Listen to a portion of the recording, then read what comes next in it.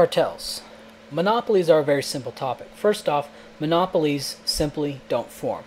When people talk about monopolistic price gouging, what they're really talking about is cartels price gouging.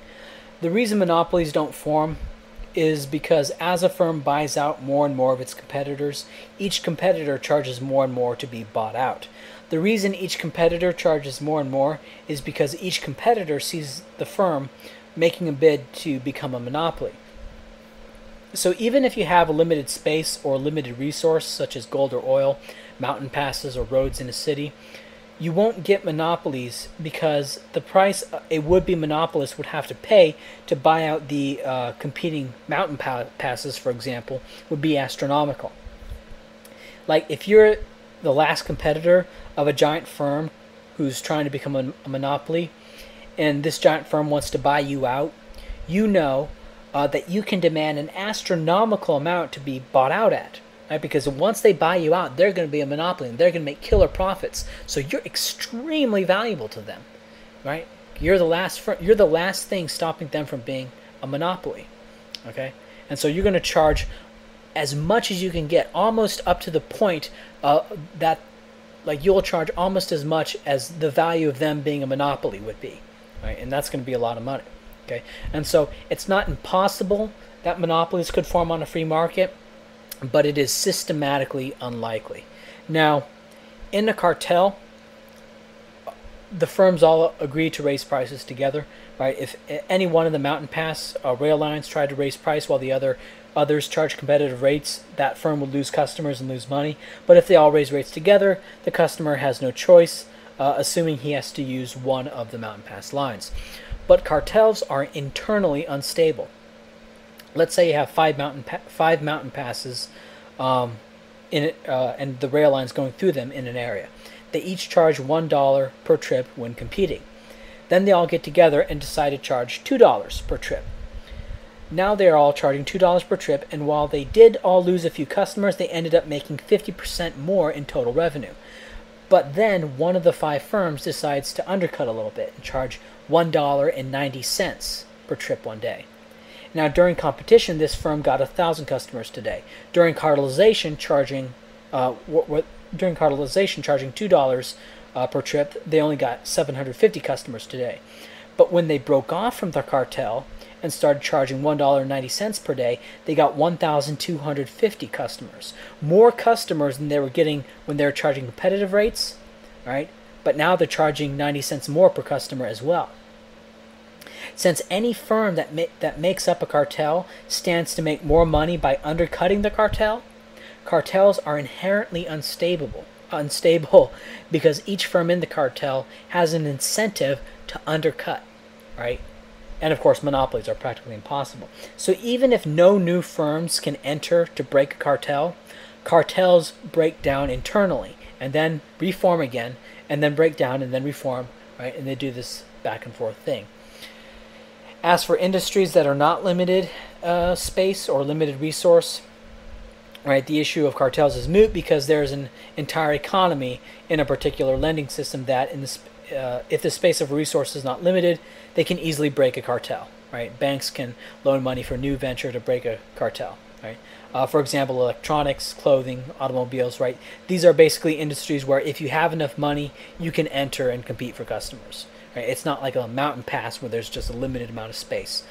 And this is why the old robber barons needed land grants, right? Which were nothing more than state-sanctioned geographic monopolies, which artificially limited the space. And this is actually where the corporation becomes helpful, because wage laborers across the world can buy small amounts of stock which add up to an entire firm, and this firm can then compete with the cartels and then break them. And so even if you don't have, even if the banking system is shot, people can come together and buy stock and form a corporation to break a cartel. Right? The middle class can break a cartel.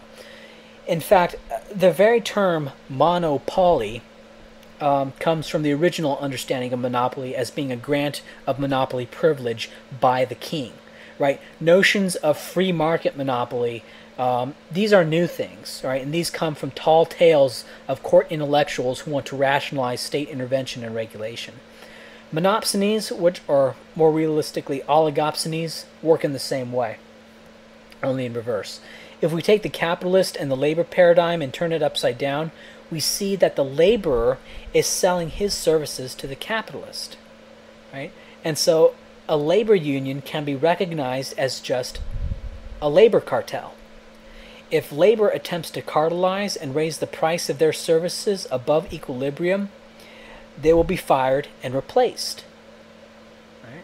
Just like a rail line charging too high rates will be replaced by another rail line. However, a well-integrated and proven labor force is a valuable asset, and thus experienced workers can typically command higher wages than inexperienced workers. And if the firm is non-hierarchical, then the capitalist is just all the other workers, or more likely just like a council of all the other workers. If capitalists get together and attempt to depress wages below equilibrium, then labor can cartelize and strike. If the capitalists win the strike and manage to force labor to accept below equilibrium wages, that is, wages below the value of their labor, thus allowing the capitalist to earn more than the value of his planning the structure of production, even if the capitalist is able to win the strike, the battle's not over yet.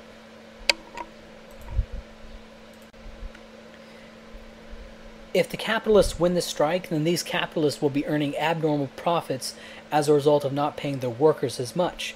And remember, high pressure to low pressure.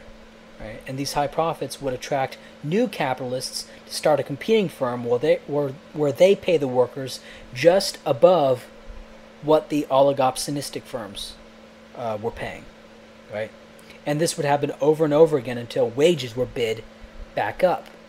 Right? Just like with the cartel, just like with the railroad cartel, where prices were bid down.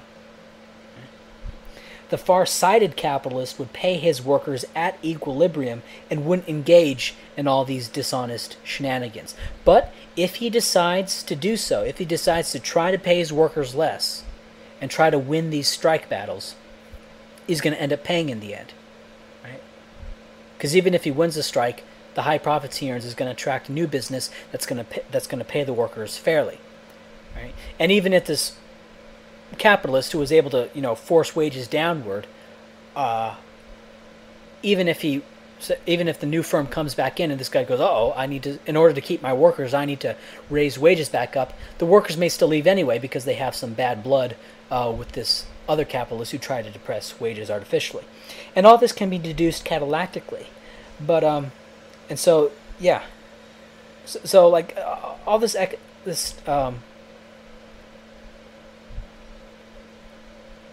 like the capitalist not being able to systematically lower wages below the value of the wages in the long run on a free market, that can all be deduced catalactically, but his actions will also foster bad will to the extent that people care about the good faith of the firms that they work for.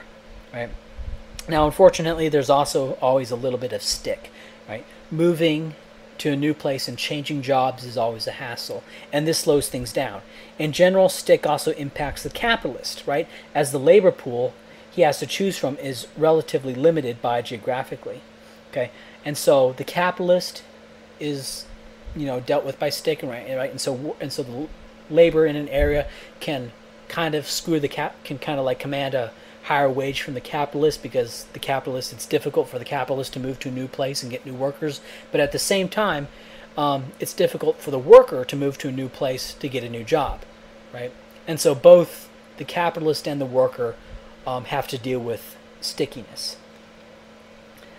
And so all stick really does is it slows down the market responses to abuse, either from the labor trying to demand artificially high wages or the capitalist trying to command artificially low wages. And this stick will allow the capitalist to cartelize and depress wages or raise prices, or both, for as long as it takes to break the stick. Thus, capitalists with a high time preference will engage in this abuse, right? Which is to say, short-sighted capitalists will engage in this kind of abuse of their workers.